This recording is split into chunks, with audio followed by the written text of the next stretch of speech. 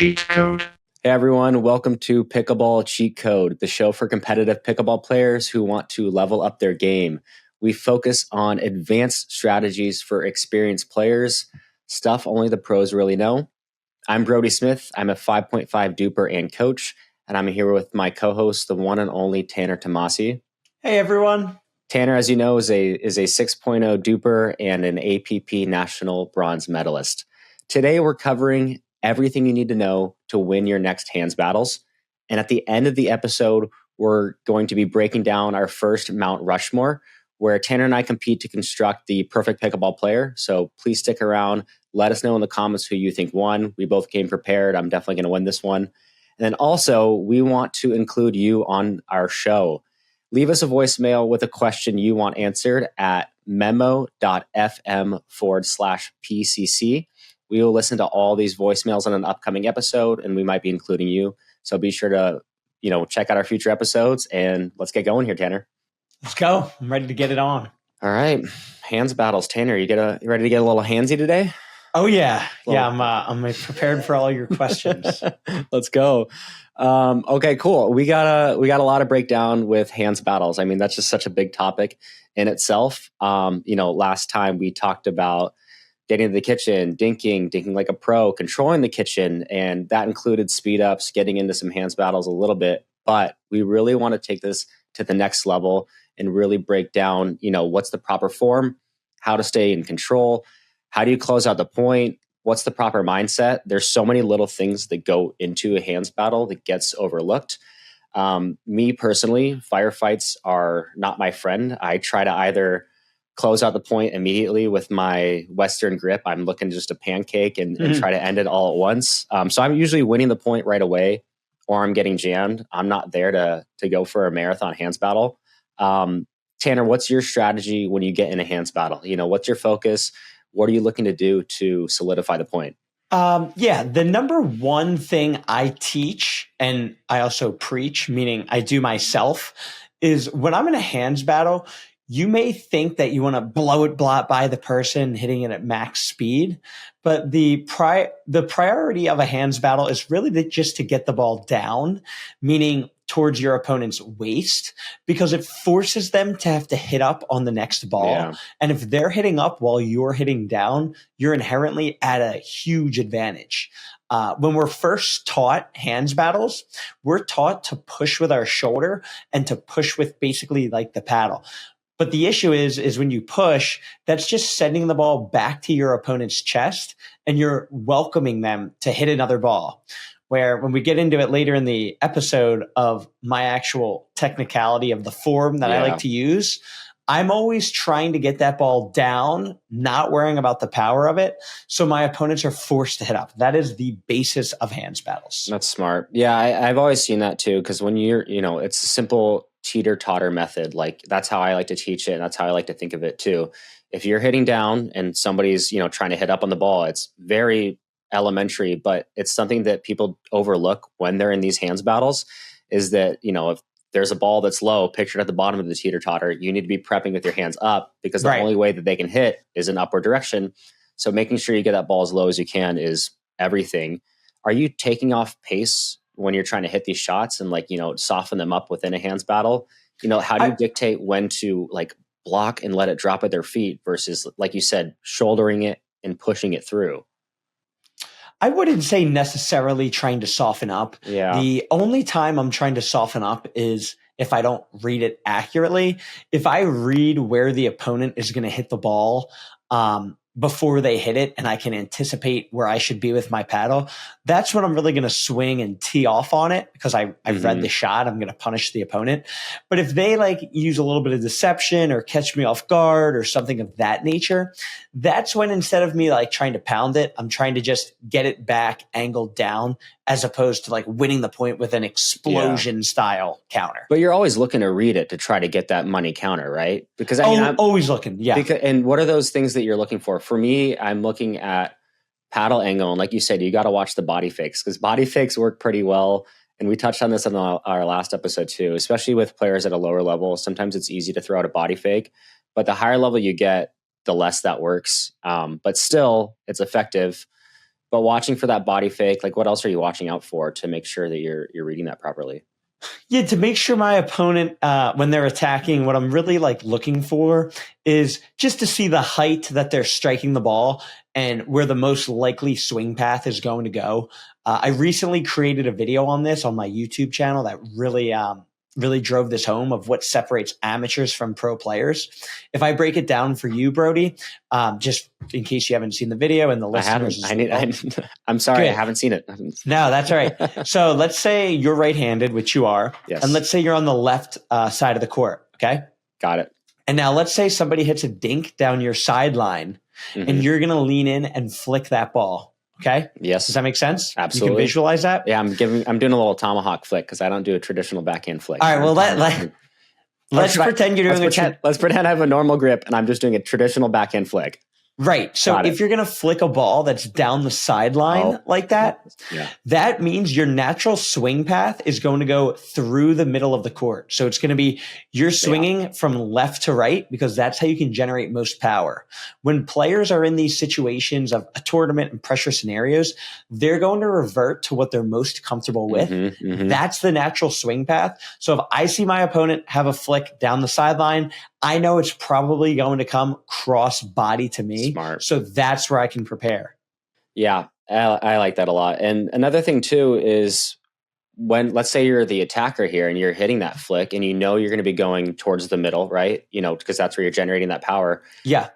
The other thing to do in a firefight that's really key is so many people will hit one shot and then they kind of freeze up or get back to center.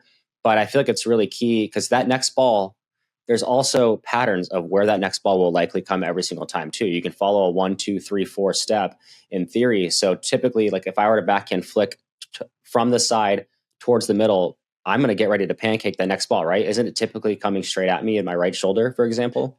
Yeah, that's exactly right. So that's called the triangle effect. And it's where you hit the ball, you can anticipate where the return shot is going to come. Easy way to understand it is imagine Jack Monroe is actually the one who told me that. Jack Monroe is the one who told me this. And I love the analogy. Imagine that your opponent is an actual wall. If you hit the ball at a wall straight ahead, meaning you speed up down the line, the ball is going to come back straight ahead or like a few inches left, a few inches right. However, if you speed up or if you hit the ball against a wall diagonally, like you're attacking cross body, the ball is going to go like a triangle and come back to your opposite side. So if I speed up with my forehand side, it's going to come to my backhand side and vice versa. Interesting. All right. I never even pictured that with a wall out there, but I like that. I'm going to be definitely implementing that. I feel like that's a good cheat code.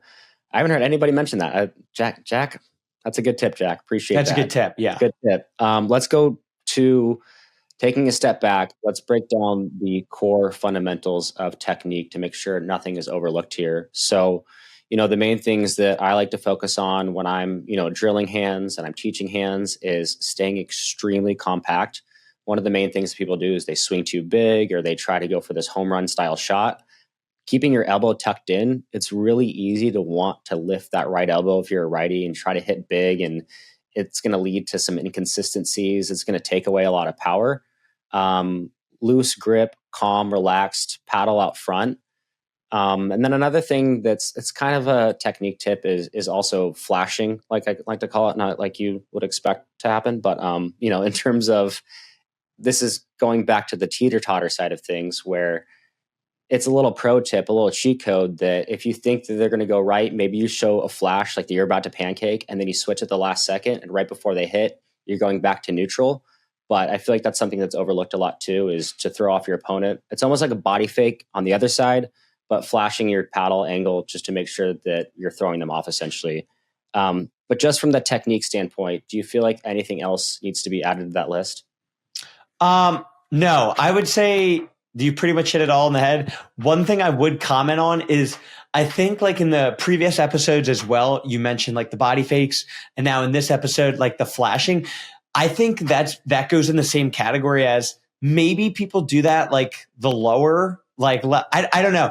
I don't see any like top 40 pros doing that just because they rather have the consistency and like trusting their partner and know where to sit as opposed to like trying to I feel like the higher and higher up you get, it's almost like less deception of like trying to be tricky. And it's just like core consistency, not making errors. Yeah, but doing that's so fun because if you throw someone off, it's such a good feeling. But no, you're right. You seem to love that stuff. It's fun. It's like if I see somebody and I'm doing a little left to right fake, or I'm flashing one way and I know they're going to bite on it, and then I could slide and go exactly where I want and just pancake them right in the chest. It's the best. That's what Maybe I'm wrong, and that's the new meta moving forward. We'll see. We'll keep watching the top 40, but I'll try it against people that are ranked 41 and 42 and see where I go with that. So another thing to break down with technique, and since my grip's so weird, it's hard for me to gauge, since a lot of people, when they're in these firefights, most of it is backhand to backhand, right? You know, that's where you're covering 90% of your body. And to avoid chicken winging, if that's a word, chicken winging, and then switching to your right hand, what is your mindset? Is it like, so for me, a righty, my right shoulder, everything left of my right shoulder should be a backhand, and then everything right of my right shoulder should be a pancake / forehand. Is that kind of where you draw your imaginary line? Yeah, I think theoretically you could say it like that. Maybe like there's some other factors that come into play. Yeah, nuances with like where the ball's coming from and the angle of all that, of course. But I mean, at a big picture, would you say? Yeah, I would say at a big picture, that's a good way to think of it. Yeah. Like if the ball's more to your right shoulder a little bit and you're able to read it, like you can kind of like fade with it to your body, to try to hit it as well instead of like flipping right away. So there's definitely some factors, but big picture, I would say you're right with that. Yeah. Because if anything's coming centered to my body for me, I'm putting my butt on the ground and I'm just pushing forward, just Riley Newman style. So that's how I survive. For you, when you're getting a backhand counter and you're, getting in that firefight, are you adding any wrist to your shot? Are you hitting this mainly like arm? What does it look like from a wrist perspective? Yeah, so the way I make contact to the ball when I hit the backhand counter is I'll hinge at my elbow and kind of snap through the ball from my elbow down. So the elbow starts the power, and then the wrist is basically like the final boss of the shot, meaning I hinge at the elbow for like the majority of my power. And then I use the wrist for that extra snap as well as extra spin on the ball to get it down even more. And are you hitting it with your elbow kind of tucked into your body, or how far out is your elbow and your shoulder in that firefight? The visualization I use is, imagine you're holding a ball loosely under your armpit. Yes, so, that's right. Like you're barely holding on, like as minimal effort you need to use to have the ball under your armpit. That's where your elbow should be. Yeah. And we'll go into that in a little bit too with drilling. That's a good little drill hack, is you can put a towel underneath your shoulder, put a ball underneath your shoulder and feel it out. It's going to be hard to hit the ball naturally, but it's a good way to test things out and, make sure that you're getting the proper form down. And then another thing is sliding. Some players slide all the time to cover their backhand during a firefight. Mid-battle, the slide left, slide right. For me, I'm sliding left and trying to use my forehand to counter. Are you looking to do that as much as you can to make sure you're putting yourself in that best position to cover your sweet spots and your body angles? What does that look like for you? Yeah, I would say it depends. Like, I know that's the answer for everything. For me personally, I don't use too much sliding. I think maybe since this could be maybe an area where I don't have as much knowledge on. Since I'm lefty, everything's a bit different.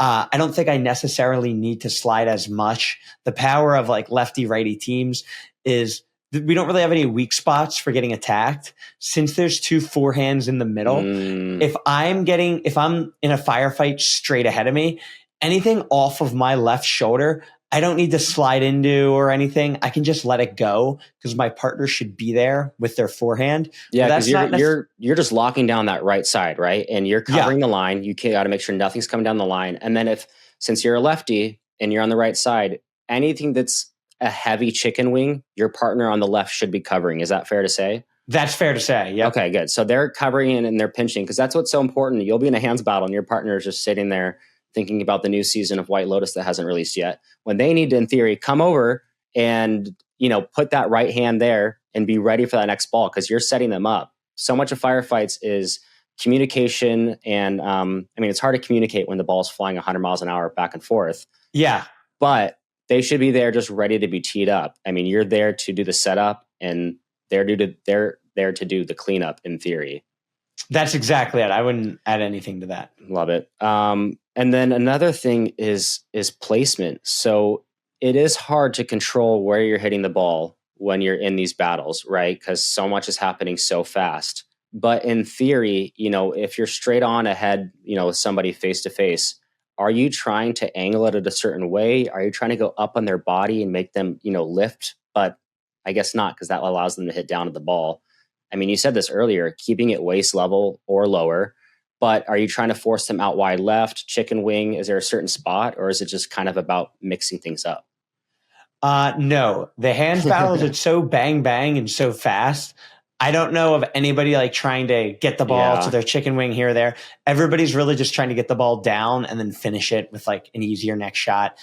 Maybe if the ball's coming, I was going to say, just make it as simple as possible. Just down and just survive. Down. Nobody's going for like angles. At least I don't. And, I don't at all. I just try to body fake. That's all I want to do. Right. And another thing that's important too about the sliding factor and why you don't really slide much, obviously because of your positioning, but something that's so important in these firefights that a lot of players on the lower level, they don't do as much. And I have to coach myself through this during a match all the time, especially during a tournament when I'm getting all jacked up and I'm jacked up on Mountain Dew, having a great time, is that I turn in a little happy feet every once in a while.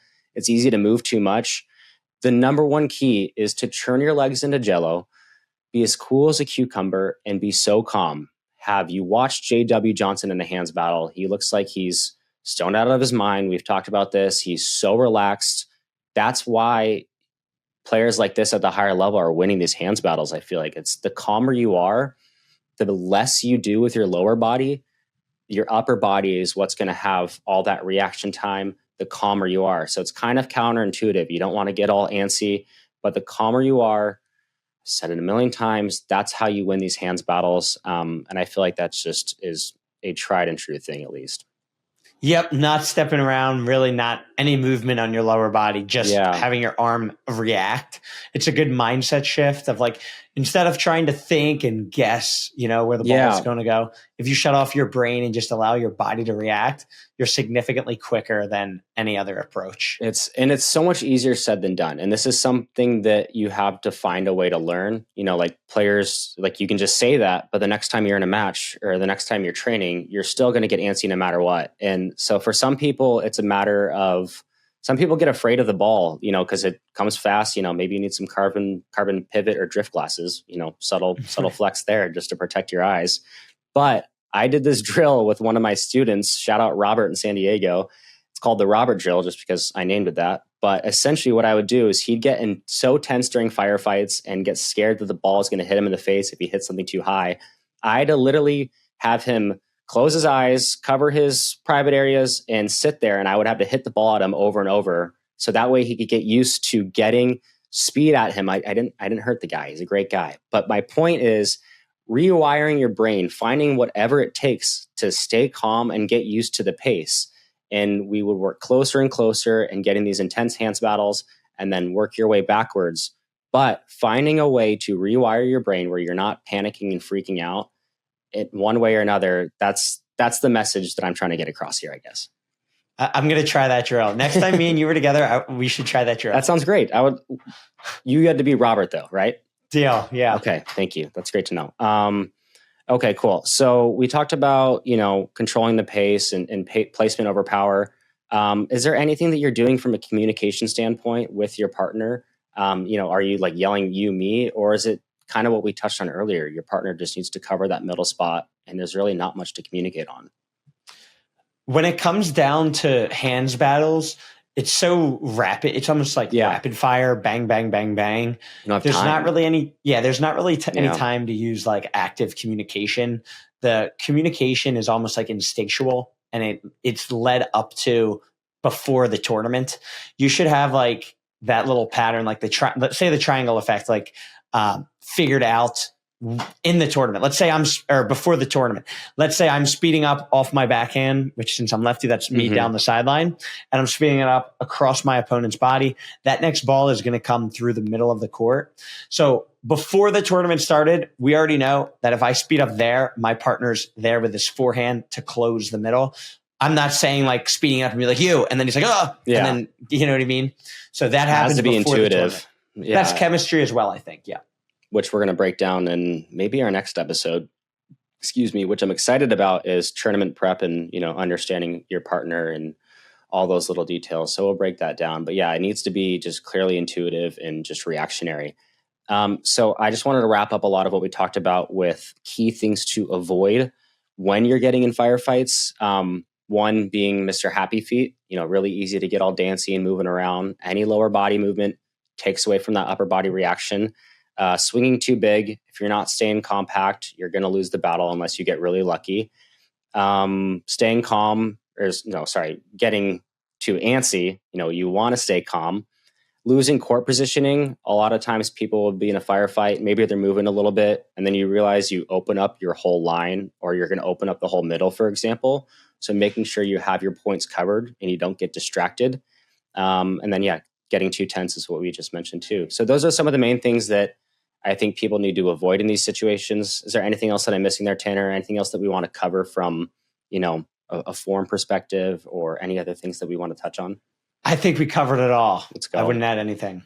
Last thing before we transition to our Mount Rushmore to wrap up the episode is some drills to, improve our hands and get better. So some of the ones that I like to do the most is standing as close as you can to each other in the kitchen line. So you each take like one step in the kitchen and we just try to get in a rhythm, right? Just getting very rhythmic where we go backhand, forehand, just making sure we have that consistent, clean back and forth rhythm. That's a great one. And then you take a step back and do the same thing from kitchen line to kitchen line, simulating a game. It's what I call the Tanner drill. So it's when you have no friends. So you take the ball and you just go against a wall. Sorry, I had to say that. Essentially you just go against a wall and you just take a ball and you sit there and try to create a rhythm over and over and just do it with yourself. And you're just working on your hand speed and your reaction time. That's always a great one. Another one that I love that I coined hammer time is you got the names down. Oh yeah. Well, the Tanner one I just made up. Hammer time, I made that up before. But hammer time is a really good one. You have one person at the kitchen, one person mid-court. And what you do is the person at the kitchen is the one feeding the balls. They're going to just leave like a dead lob dink pretty much to the middle of the court. Person at mid-court gets to rip the ball as hard as they can, and then they come in and crash the kitchen. So you're immediately countering, trying to go at their feet, and you try to play out the point live. But essentially it's simulating somebody crashing into you and then starting a firefight versus just starting it right away. So that one's fun. Wait, why is it called hammer time? Because right when you give them that first ball, you just hammer the shit out of it at them. You go straight into hammer time. Right. Yeah. I mean, I feel like I don't need to explain that. And then the last one, no name for this, is just one person gives a dink. You're both at the kitchen. Next person hits a dead dink. And then you have to start a speed up from there. You have to speed up the next ball and you have to counter the next ball and go straight and do a firefight. So just getting into those patterns, doing it over and over, trying to guess, throwing some flashing, some body fakes, those are the best ways to do it. Any other drills that you do, Tanner, or those? The one that you said, actually, I've made videos on both those, hammer time and the last one that you did. Mm-hmm. That one is the most effective one that I use by far. Is you give your opponent a dead dink, they speed it up, You play it out. That helps you read your opponent's body language, read where the speed up's going to go, hit a good counter, hit a re-counter. So it's very good drill. Love it. Okay. And then the other one too, it's nice to do just get a little sweat going, having you and your partner shuffle back and forth together. So you just work on the kitchen line. It's a good way to work on your hand-eye coordination where you shuffle and volley back and forth. That one's fun to do too, to break in a little sweat. All right. Love it. Let's transition to the end, our Mount Rushmore battle. Tanner and I both prepared, and we are competing our Mount Rushmore, meaning, Mount Rushmore, there's 4 slots. So we're each picking our top 4 attributes of a pro player to try to construct the perfect pickleball player. So we're going to switch off doing a snake draft. I'll let Tanner take the first pick. Then I get 2 picks. Then Tanner gets 2 picks. Then it snakes back around until we each have 4 of our Mount Rushmore. All right. Do you understand the rules? Got the rules. All right. And our viewers are going to comment, say who won, and we can do future Mount Rushmores with different categories. I'm excited about this. Tanner, I have my draft board already created. I got mine. I'm ready to rock. Mine's looking great. Tanner, I'll let you take the first pick, then I get the following 2 after that. Oh, that's how it works? One, then 2? It's snakes. I could take first pick if you want. No. I want first pick. All right, go ahead. All right, first one, I have JW's hands. That's the obvious one. I'll take that off my list. Okay. Cool. I'm gonna take Ben John's consistency. Okay. And then my next pick is Annalie Waters' intensity. Now I get 2, or how many do I get? 1? You get 2. I'll go Alshon, athleticism. It's good. It's a good pick. And this is a sleeper pick, okay? Grayson Golden, power. Damn. Drives and serves, right? Just like drives and serves. Yeah. What about overheads? Overheads, yeah. He hits the ball harder than anybody, by far, I think. Not even a question? I think so. Unbelievable. Yeah. Okay. Yeah, that's a sleeper take. I like it. Okay, so you have 3 total now. We each have 1 more pick left. I'm looking at my board. I got some good stuff. I got, let's go Elise Jones defense. I got to take her defense. And I got a future episode with her, but she's so scrappy. She's getting everything back. Ooh. All right. My last one is the Pablo Tellez forehand dink. That's so specific. What's so nasty about it? No, he just holds it really well. Yeah. And it's very deceptive to where he's going to hit the ball and who's going to hit the ball. I love it. Honorable mentions. I have a couple left on the board here that we didn't even need to take. But if we had a bigger draft and more people drafting and get a little more intense, I got Riley Newman pancake, Thomas Wilson's family support, unbelievable. Connor Garnett's backhand, can't beat it. Anything else on your board there? Or did we sweep the board? We didn't sweep the board. I actually just deleted my whole board because you said that was it. But I had Anna Bright intensity. I know you already said that. I said Anna Lee intensity, but yeah, those 2 are both equally matched with intensity. Yeah, I had the Connor Garnett backhand too, but I don't think it was needed. I think, we'll have to see who won. But okay. Yeah. I'm excited. And then for our viewers on YouTube or watching the video version on Spotify, you'll see the board up there too. So audio listeners, go check out the video next time you're on here. Tanner, that was a fun way to end the episode. That was a great time. Hope you have a good rest of your day. Always great chatting, fun episode, and we'll stay in touch, of course. Yep, sounds good. All right, see you, homie.